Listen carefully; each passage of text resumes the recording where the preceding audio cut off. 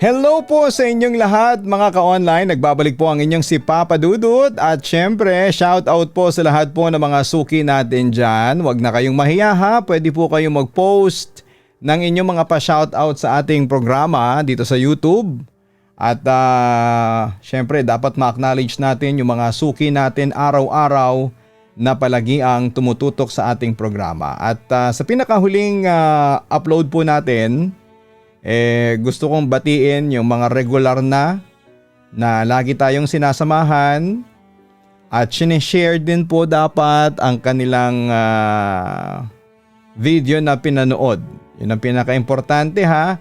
So hi and hello kay Jmar Maunahan 3903, si Maria Cambernay, maraming salamat. Si Ken Ichiro, Sabel Besorio 999, Sheila Mel, si Lay Aguirre 4897, Kimberly T9X, Precious Mateo 3095, Hazel Elmido, maraming salamat. Si Jovelyn Angeles, si Cheryl Salavante, Lawrence Martelino at si Rosalinda Tamayo 3122. Ito po'y mga laging present po at iba pa. Okay, sa mga gusto magpa-shoutout, comment down below at baka sa next episode ay mabati na po natin. Ang ating kwento ay may pamagat na dugo ng sinumpang gapos. Naku, nakakatakot title pa lang po Gapos na isinumpa. Alamin po natin kung ano nga ba ang takot na dulot nito kay Marnella. Dito lamang yan sa Papa Dudut Stories. Dito sa Papa Dudut Stories, ikaw ay hindi nag-iisa.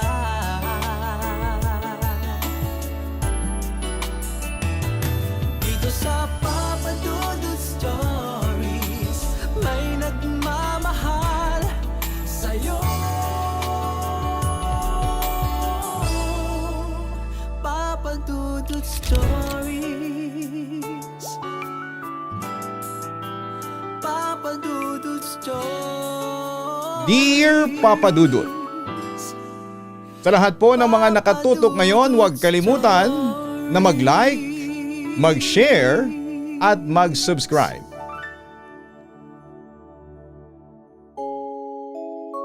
Isang magandang araw po sa inyong lahat.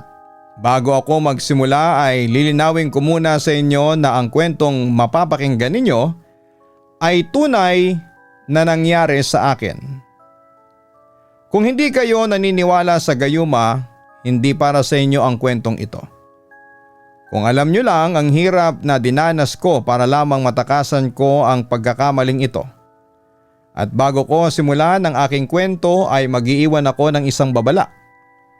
Ang pag-ibig na hinaluan ng itim na sining ay laging may kaakibat na madilim na kabayaran. Ako si Marnella, isa ninyong subscriber mula sa Maragondon, Cavite. Sa loob ng 5 taon, Papa Dudut, ay naging eksperto ako sa pagkukunwari. Eksperto sa pagngiti habang ang dibdib ko ay tila pinipiga ng malamig na kamay. Ang dahilan, si Jeremy. Si Jeremy ay definisyon ng liwanag sa buhay ko. Matangkad, may mga matang tila nangungusap at tawang sapat na para burahin ang pagod ko sa buong araw. Pero sa likod ng bawat kumusta ka at salamat Marnella, may isang katotohanang sumasampal sa akin araw-araw. Kaibigan lamang ako, Papa Dudut.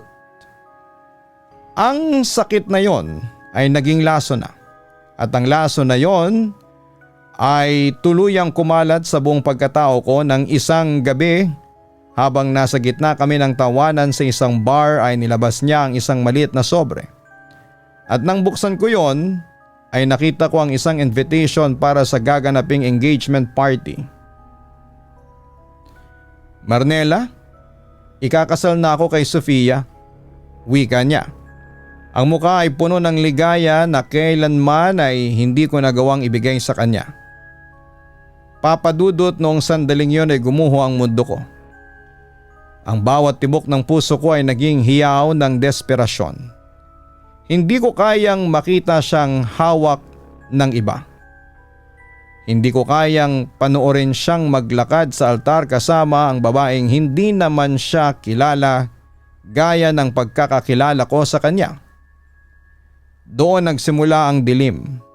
Nagkataon kasing may kaibigan akong may kilalang mangkukulam na gumagawa ng mga gayuma. Agad kong hiningi ang address ng mangkukulam doon sa kaibigan ko. Kung hindi ko kasi makukuha si Jeremy sa normal na paraan ay kukunin ko siya gamit ang itim na karunungan. Dinala ako ng aking mga paa sa isang liblib na barangay sa isang probinsyang hindi ko nababanggitin ang pangalan.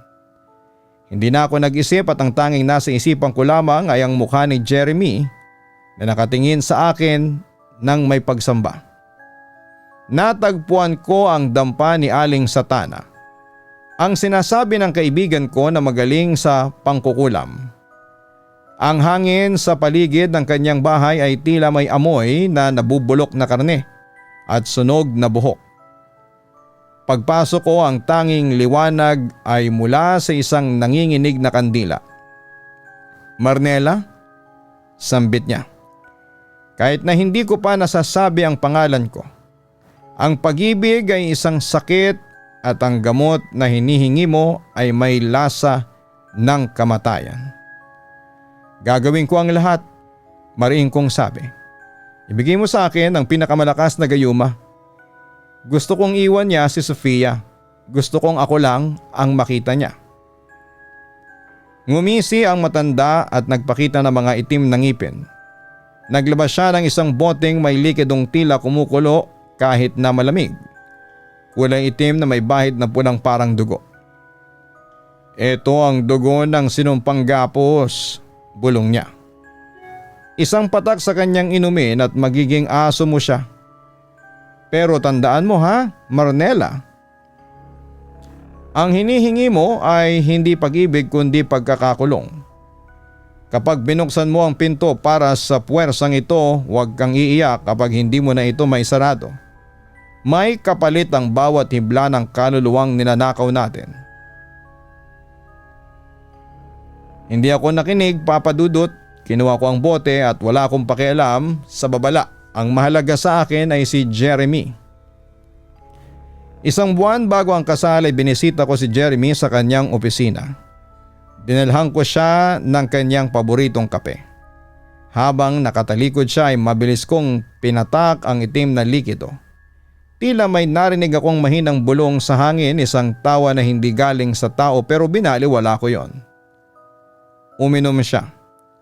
Sa loob ng ilang segundo ay nanlaki ang kanyang mga mata, nabitawan niya ang tasa.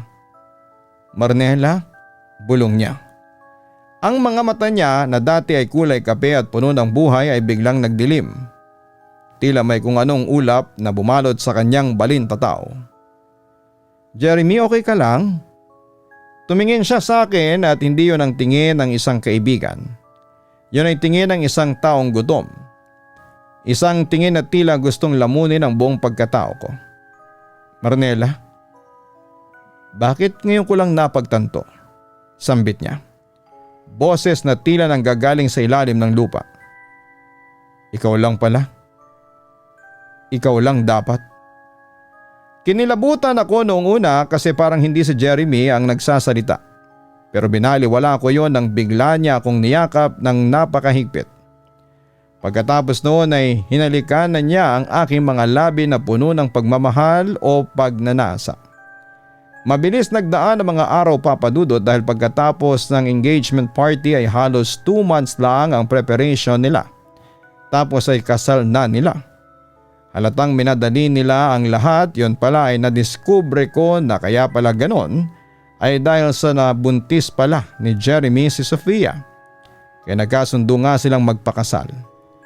Kaso pagkalipas ng 1 buwan matapos ang engagement ay walang kaalam-alam si Sofia na nagayuma ko na si Jeremy at nagtataksil na ang kanyang fiancé.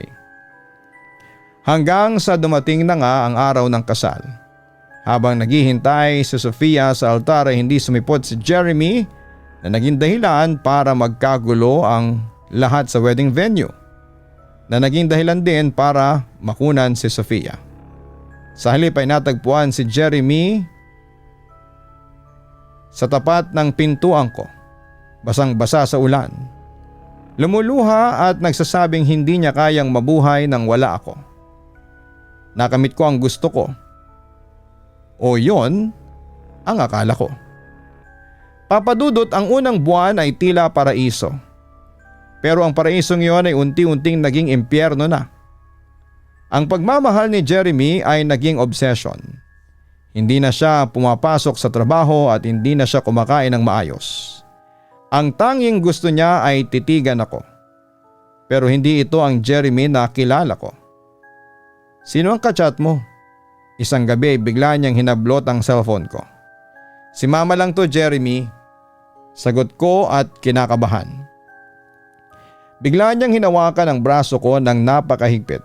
Narinig ko ang langit-ngit ng aking mga buto. Nagsisinungaling ka. Alam kong gusto nila tayong paghiwalayin. Akin ka lang, Mernela. Akin lang. Ang kanyang boses ay naging paus na, garalgal at tila may dalawang tono. Isang boses tao at isang boses na parang kumakalos na bakal. Ang kanyang balat ay nagsimulang mamutla at ang kanyang mga kuko ay nagsimulang maging itim at matutulis. Isang gabi ay nagising ako dahil nararamdaman kong may nakatingin sa akin. Sa dilim ng kwarto, nakita ko si Jeremy sa sulok. Hindi siya nakahiga, nakaluhod siya sa sahig, ang likod ay nakabaluktot sa paraang hindi natural para sa isang tao. May kinakain siya. Jeremy? Lumingon siya, ang kanyang mga mata ay nagniningning sa dilim. Kulay dilaw na tila sa pusa o sa isang hayop. Sa kanyang kamay ay isang patay na pusa, ang leg nito ay pinutol. Gutom ako, Mernela. Sabi niya, pero ang bibig niya ay hindi gumagalaw ng tama. Ang kanyang panga ay tila humahaba. Ang gayumang binigay mo ay napakasarap. Sinubukan kong tumakas, isang madaling araw dahan-dahan akong nag-impake. Pero bago pa ako makarating sa pintuan, naramdaman ko ang isang malamig na hininga sa aking batok. Saan ka pupunta, mahal ko? Tumilapon ako sa pader sa lakas ng tulak niya. Hindi yon lakas ng tao. Tumayo si Jeremy pero ang kanyang tindig ay kakaiba.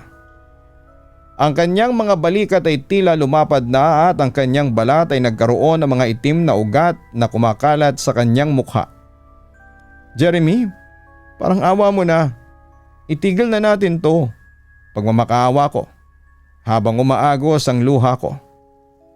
Tumawa siya, isang tawang nakakapangilabot. Tawang umaalingaw-ngaw sa buong bahay. Wala na si Jeremy, Mernela. Ipinagpalit niya ang kanyang kaluluwa para sa isang hiling. At ang hiling na yon ay ikaw. Doon ko natanto ang katotohanan, ang gayumang ibinigay ni Aling Satana ay hindi lamang isang gayuma. Ito ay isang invitation. Ang dugo ng sinumpang gapos ay isang ritual para magpapasok ng isang sinaunang demonyo sa katawan ng biktima. Ang desperasyon ko ang nagsilbing susi. Ang katawan ni Jeremy ay isa na lamang balat.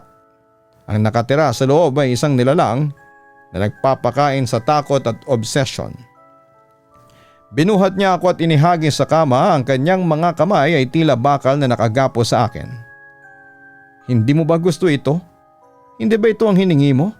Ang mahalin kita hanggang sa mamatay ka? Ngayon ay magsasama tayo habang buhay. Nasa loob ako ng isang kulungan na ako mismo ang gumawa, Papa Dudut. Araw-araw ay pinapanood ko ang unti-unting pagkabulok ng katawan ni Jeremy habang ang demonyo sa loob niya ay lalong lumalakas. Ang amoy sa loob ng bahay ay amoy ng libingan. Wala nang natira sa lalaking minahal ko. Ang tanging narito ay isang halimaw na may mukhang Jeremy. Isang nilalang na bawat haplos ay nagiiwan ng pasa at bawat halik ay lason, Papa Dudut. Isang gabi habang nakagapos ako sa upuan, kumuha siya ng isang kutsilyo. Inukit niya ang pangalan ko sa kanyang sariling dibdib. Hindi siya dumaing. Tumawa lamang siya habang umaagos ang itim na dugo. Sabi ng matanda, "May consequences, hindi ba?" Bulong niya sa tenga ko. Ang kabayaran ng pagpilit sa puso ay ang pagkawala ng kaluluwa. At dahil ikaw ang nagpasok sa akin dito, ikaw ang magiging susunod na tahanan ko kapag nabulok na ang katawang ito. Nanlamig ako, ang kaba sa dibdib ko ay tila sasabog na. Nakita ko ang mga anino sa dingding na tila sumasayaw at humahaba. Ang demonyo ay handa ng lumipat. Dahil sa labis na takot ay napatakbo ako paakyat sa second floor. Nagabulan kaming dalawa at pumunta na lamang ako doon sa kwarto na ginawa kong stock room at nilako ang pintuan. Nagbabaka sakaling makaligtas ako. Pero papadudot mamayang kaunti ay narinig ko nang lumapit si Jeremy. Ang bawat kalos ng kuko ni Jeremy sa pintuan ay tila hiwa sa aking kaluluwa. Hindi ito tunog ng tao, ito ay tunog ng isang hayop na nananabik sa kanyang huling huli. "Marnela, buksan mo ang pinto, mahal ko," bulong niya. Ang boses ay garalgal at tila may mga uod na gumagapang sa kanyang lalamunan. "Hindi ba ito ang pinapangarap mo? Ang magkasama tayo habang buhay? Ang walang Sofia na lugar sa pagitan natin?" Nanginginig ang buo kong katawan habang nakasandal ako sa likod ng pintuan. Ang mga luha ko ay hindi na para sa pag-ibig kundi para sa pagsisisi. Napatingin ako sa paligid ng kwarto, ang amoy ng nabubulok na karne, ang katawan ni Jeremy na unti-unting namamatay habang ginagamit ng demonyo ay nanunuot sa aking ilong. Biglang tumigil ang kilos, katahimikan, isang nakakabinging katahimikan na ang nakakatakot pa kesa sa ingay ang pumailan lang. Blag, yumanig ang buong pintuan, isang malakas na sipa. Pagkatapos ay isa pa. Sa pangatlong pagkakataon, ang kahoy ay nagbita. Nakita ko ang isang itim na kamay, mahabang mga daliri na may matutulis na kuko na pilit na pumapasok sa siwang. Kailangan kong makaalis, bulong ko sa sarili ko. Lumingon ako sa bintana, mataas ito at nasa ikalawang palapag kami. Pero mas pipiliin ko pang mabali ang mga buto ko kesa hayaan ang nilalang na yon na hawakan akong muli. Sa gitna ng desperasyon ay naalala ko ang sinabi ni Aling Satana. Ang pag-ibig ay isang sakit at ang gamot na hinihingi mo ay may lasa ng kamatayan. Kung ang gayuma ay nagmula sa dugo at sumpa. Kailangan ko ng katapat na puwersa. Pero wala akong dasal. Ang puso ko ay puno ng dumi. Bumigay ang pintuan. Pumasok si Jeremy o ang bagay na suot ang kanyang balat. Ang kanyang leeg, papadudot, ay nakatagilid sa anggulong 90 degrees. At ang kanyang mga mata ay wala ng puti, purong itim na lamang na tila dalawang butas patungo sa impyerno. "Marnela," ungol niya habang tumutulo ang itim na laway mula sa kanyang bibig. Hindi na ako nag-isip pa. Tumakbo ako patungo sa bintana at tumalon. Crack! Ramdam ko ang matinding sakit sa aking kanang bukong-bukong nang tumama ako sa simento sa ibaba. Pero ang adrenaline ay mas matindi kesa sa sakit. Pilit akong tumayo, ika-ika nang tumakbo patungo sa masukal na talahiban sa likod ng aming bahay. Narinig ko ang isang hiyaw mula sa itaas. Isang hiyaw na hindi galing sa tao, kundi sa isang demonyong nanakawan ng biktima. Wala akong ibang matakbuhan kundi ang pinagmula ng lahat, papadudot. Kailangan kong balikan si Aling Satana. Sa loob ng 2 araw na pagkatago sa mga bus at barko, suot ang malaking hoodie para itago ang aking muka ay naramdaman ko pa ang entity na yon. Nararamdaman ko ang kanyang titig. Sa bawat refleksyon ng salamin ay nakikita ko ang anino ni Jeremy na nakatayo sa likuran ko. Hindi siya nawawala. Ang gayuma ay isang kadena na nakakabit sa aking puso. Nakarating ako sa dampa ng matanda, pero ang nadatnan ko ay hindi ang matandang nakangisi. Ang dampa ay sunog. Abo na lamang ang natira. "Aling Satana?" sigaw ko. Lumuhod sa gitna ng abo. "Parang awa mo na, bawiin mo ito, ayoko na." "Huli na anak." Isang boses ang narinig ko mula sa likuran ng isang malaking puno ng balete. Isang matandang lalaki, bulag, ang isang mata ang lumabas. Pinatay siya ng sarili niyang nilikha. Ang demonyong ipinatawag mo, hindi yon basta-bastang susunod sa utos. Nagugutom yon sa kaluluwa. "Tulungan niyo po ako," pagmamakaawa ko. "Kahit na anong kapalit, kahit buhay ko ay willing akong ibigay, wag lang siyang makuha ang kaluluwa ko." Tumingin sa akin ang matanda ng may awa. "May isang paraan pa, pero kailangan mong putulin ang koneksyon. Ang gayuma ay dumadaloy sa iyong dugo dahil ikaw ang nagbigay nito sa kanya.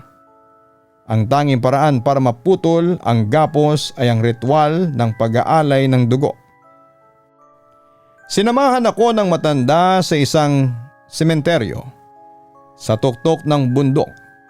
Doon ay gumuhit siya ng isang bilog gamit ang asin at abo. "Pumasok ka sa loob, Marnela. Huwag kang lalabas. Kahit na anong mangyari, kahit na anong boses ang marinig mo ay huwag kang lilingon," babala niya. Nagsimulang magdilim ang langit kahit tanghali pa lamang. Ang hangin ay naging kasing lamig ng yelo. Mula sa kadiliman ng mga puno ay lumabas siya, Papa Dudut. Si Jeremy. Pero ang mas malala na ang itsura niya ngayon. Ang kanyang balat ay tila natutunaw na nagpapakita ng mga kalamnan at itim na ugat sa ilalim. Ang kanyang boses ay naging libu-libong boses na sabay-sabay na nagsasalita. "Marnela, bakit mo ko iniwan sa altar?" Ang boses ni Jeremy noong buhay pa siya ang narinig ko. Puno ng pait at sakit. "Akala ko ba mahal mo ko? Bakit mo ko ginanito? Bakit mo ko ginayuma?" "Hindi ko sinasadya, Jeremy. Patawarin mo ako," sigaw ko habang tinatakpan ang aking mga tenga. "Halika na, Marnela. Sumama ka na sa akin sa dilim. Doon ay walang Sofia.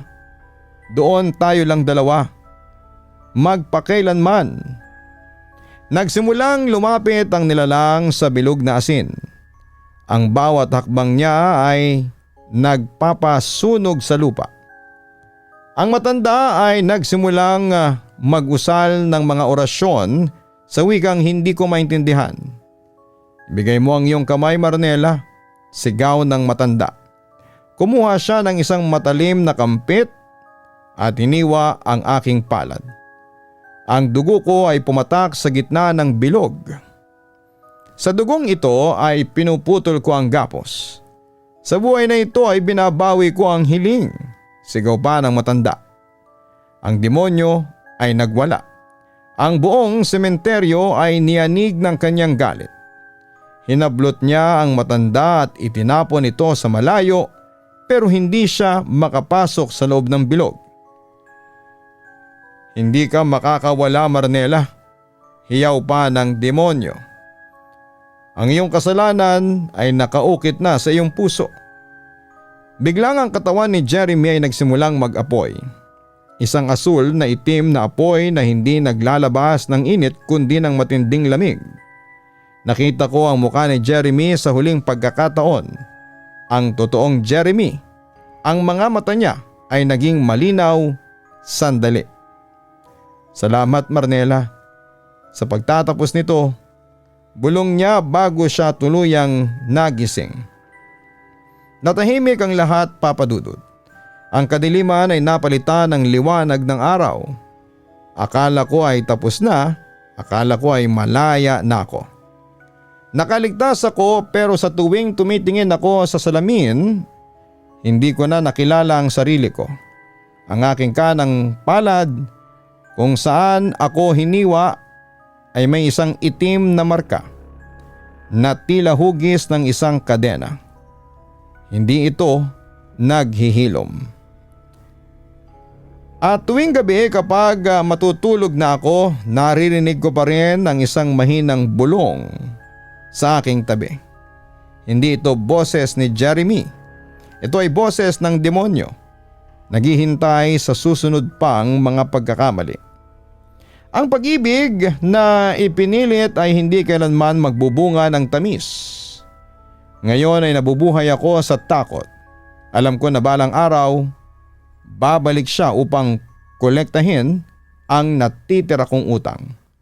Lumipas sa mga buwan pero ang itim na marka sa aking palad ay tila may sariling buhay na. Kung minsan, nararamdaman ko itong kumakabog, sumasabay sa tibok ng aking puso. At sa tuwing dadaan ako sa tapat ng simbahan o anumang sagradong lugar, ang marka ay nag-aapoy sa hapdi. Tila sinusunog ang aking laman mula sa loob. Hindi ako makatulog noon, Papa Dudut. Sa tuwing ipipikit ko ang aking mga mata, nakikita ko ang mga mata ni Jeremy. Hindi ang demonyo, kundi ang lalaking sinira ko ang buhay. Ang kanyang huling ngiti bago siya naging abo ay naging multo na bumubuntot sa akin. Kailangan kong matapos ito. Bulong ko sa sarili ko habang tinititigan ang aking refleksyon. Ang aking muka ay tila tumanda ng 10 taon. Wala na ang sigla, wala na ang ganda. Tanging ang anino ng isang babaeng nagpadala sa selos ang natitira. Nagtungo ako sa isang liblib na monasteryo sa tuktok ng isang bundok sa Hilagang Luzon. Balita ay may mga mongheng nakatira doon na dalubhasa sa paglilinis ng mga kaluluwang nabahira ng itim na sining. Pagdating ko sa monasteryo, Papa Dudut, isang matandang monghe ang sumalubong sa akin. Wala siyang sinabi, tinignan lamang niya ang aking palad at tumango. Ang selyo ay hindi mabubura ng tubig, Marnela. Wika niya sa isang boses na kasing lamig ng hangin sa bundok. Mabubura lamang ito ng totoong pagsasakripisyo. Handa ka bang harapin ang lahat ng iyong kasalanan nang walang pag-aalinlangan? Handa na po ako, sagot ko. Ikinulong nila ako sa isang silid na gawa sa bato. Walang bintana, walang ilaw, tanging isang maliit na mangkok ng tubig at isang Biblia ang kasama ko. Ang utos nila ay kailangan kong manatili doon ng 7 gabi. Nangungumpisal sa bawat masamang naisip ko. Bawat selos at bawat akbang na ginawa ko patungo sa kadiliman. Nung unang gabi nagsimula ang pagpapahirap. Hindi ng mga monghe kundi ng demonyong nasa loob ko. Marnela, akala mo ba ay pakakawalan kita? Ang bulong na nagmula sa sulok ng silid. Ang anino ay naging hugis ni Jeremy. Ako ang nagbigay sa iyo ng gusto mo. Iniwan niya si Sofia dahil sa akin. Bakit mo ako'y tinataboy? Umalis ka! Sigaw ko habang yakap ang aking mga binti. Wala akong mapupuntahan. Ang dugo mo ay dugo ko na rin. Tumawa ang nilalang. Naramdaman ko ang kanyang malamig na mga kamay na gumagapang sa aking leeg. Sinasakal ako hanggang sa mawalan ako ng malay. Sa ika-6 na gabi, ang marka sa aking palad ay nagsimulang bumuka. Ang itim na likido ay umagos. at sa gitna ng silid ay nabuo ang isang figura. Hindi na ito si Jeremy. Ito ay isang nilalang na walang mukha. Purong kadiliman na may libu-libong bumubulong na boses. Ibigay mo ang iyong huling hininga at tatapusin ko ang sakit. Alok pa ng demonyo. Maging reyna ka sa aking kaharian. Doon ay walang masasaktan. Doon ikaw ang masusunod. Sa mga sandaling yon ay natanto ko ang aking pinakamalaking pagkakamali. Ang gayuma ay hindi dahil sa mahal ko si Jeremy. Ginawa ko yon dahil sa pagiging makasarili. Gusto ko siyang maging pagmamayari. Gusto kong manalo laban kay Sofia. Ang pag-ibig ay mapagpalaya. Pero ang ginawa ko ay pagkapos. Hindi ko siya minahal ng tama. Pag-amin ko ng malakas. Ang mga luha ko ay pumatak sa aking palad. Patawarin mo ako, Jeremy. Patawarin mo ako, Sofia. Patawarin mo ako, Panginoon. Sumigaw ang demonyo. Ang ingay ay nakakabingi. Tila libu-libong baso ang nagsipagbasagan sa loob ng aking ulo. Ang marka sa aking palad ay nagsimulang maglabas ng usok. Ipinikit ko ang aking mga mata at sa unang pagkakataon ay hindi ako natakot sa loob ng mahabang panahon. Tinanggap ko ang parusa. Kung mamatay man ako sa gabing ito, tatanggapin ko. Huwag lamang akong maging kasangkapan ng kadiliman. Papadudot, nagising ako sa sikat ng araw na tumatama sa aking mukha. Ang pinto ng silid sa bato ay bukas na. Ang matandang monghe ay nakatapos na sa may pintuan. May hawak na tasa ng maliit na tsaa. Tinitingnan ko ang aking palad, wala na ang itim na marka. Ang natira na lamang ay isang maputing peklat, isang paalala ng sugat na naghilom. Pero higit sa pisikal na marka ay nararamdaman ko ang gaan ng aking kalooban. Nakatira sa aking puso ay mga wala na. Malaya ka na, Marnela, sabi ng monghe. Pero ang kalayaan ay hindi nangangahulugang tapos na ang lahat. Ang peklat na yan ay mananatili upang ipaalala sa iyo na ang bawat desisyon ay may timbang. Lumabas ako ng monasteryo. Ang hangin ay sariwa at ang mundo ay tila mas makulay na. Hindi ko na maibabalik si Jeremy at hindi ko na mabubura ang sakit na naidulot ko kay Sofia. Pero ang maaari kong gawin ay ialay ang natitirang bahagi ng buhay ko sa paggawa ng mabuti. Ngayon ay naninirahan ako sa isang maliit na baryo, tumutulong sa mga taong nawawala ang landas. Sa gabi kapag tumitingin ako sa langit ay humihingi ako ng tawad kay Jeremy. Alam kong hindi sapat ang buhay ko para pawiin ang mga nangyari. Pero hindi na ako si Marnela na nabulag ng selos. Ang pag-ibig ay hindi nakukuha sa dasal ng mangkukulam o sa patak ng gayuma. Ang tunay na pag-ibig ay ang kakayahang hayaan ang taong mahal mo na maging masaya kahit na hindi ikaw ang kadahilanan. At minsan sa gitna ng katahimikan ay parang naririnig ko ang isang mahinang bulong ng hangin. Hindi na ito nakakatakot. Tila ito ay isang salamat. Mula sa isang kaluluwang sa wakas ay nahanap na rin ang katahimikan. At ito lamang ang kwentong may babahagi ko sa inyong programa. Sana po'y magsilbi itong aral sa nakakarami, lalo na sa mga taong nagmahal pero hindi makuhang mahalin ang taong mahal nila. Huwag tayong maging desperado sa kanilang mga atensyon. Kung di nila tayo mahal ay bahala sila. Siguro'y may tamang tao na nakalaan para sa atin. Muli maraming salamat po at magandang gabi po sa inyong lahat. Lubos na gumagalang, Marnela.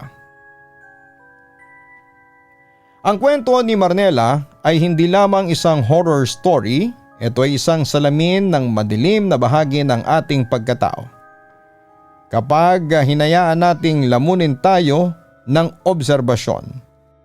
Ang pinakamahalagang aral ng kwento ay ang katotohanang ang tunay na pag-ibig ay malaya. Hindi ito maaaring mabili, makuha sa pandaraya o mapilit gamit ang mga mahika o manipulasyon.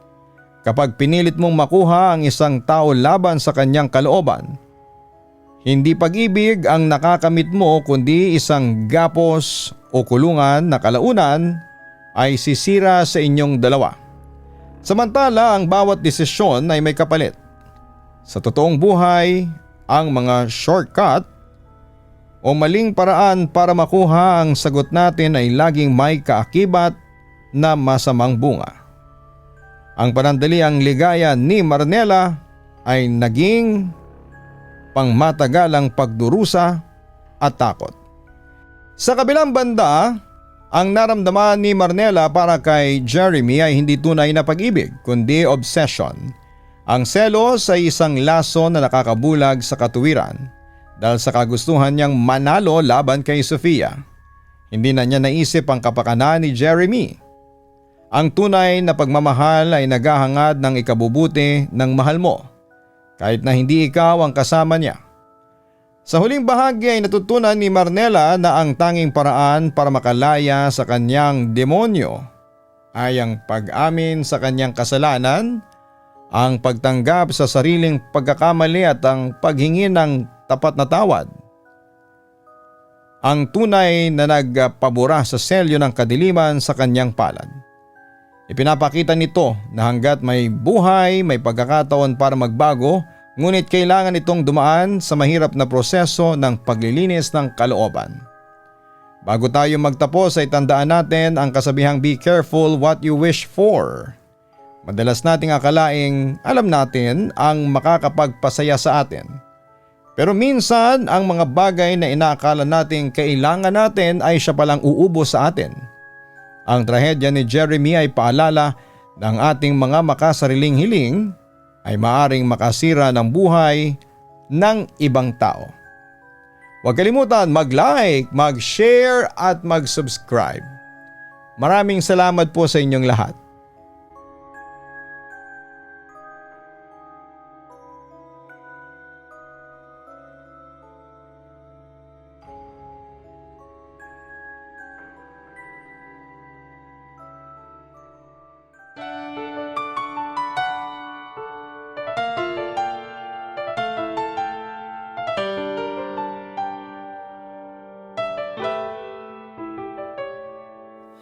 Ang buhay ay mahiwaga,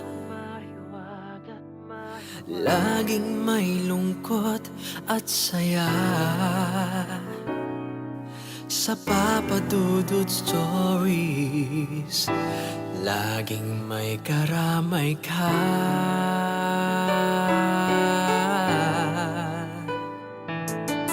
Mga problemang kay bigat, dito ay pakikinggan ka. Sa Papa Dudut Stories, kami ay iyong kasama. Dito sa Papa Dudut Stories, ikaw ay hindi nag-iisa.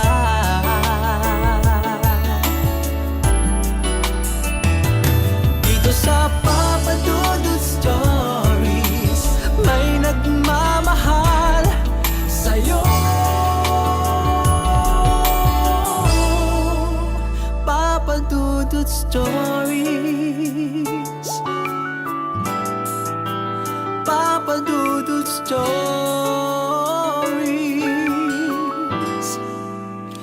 Papa Dudut Stories.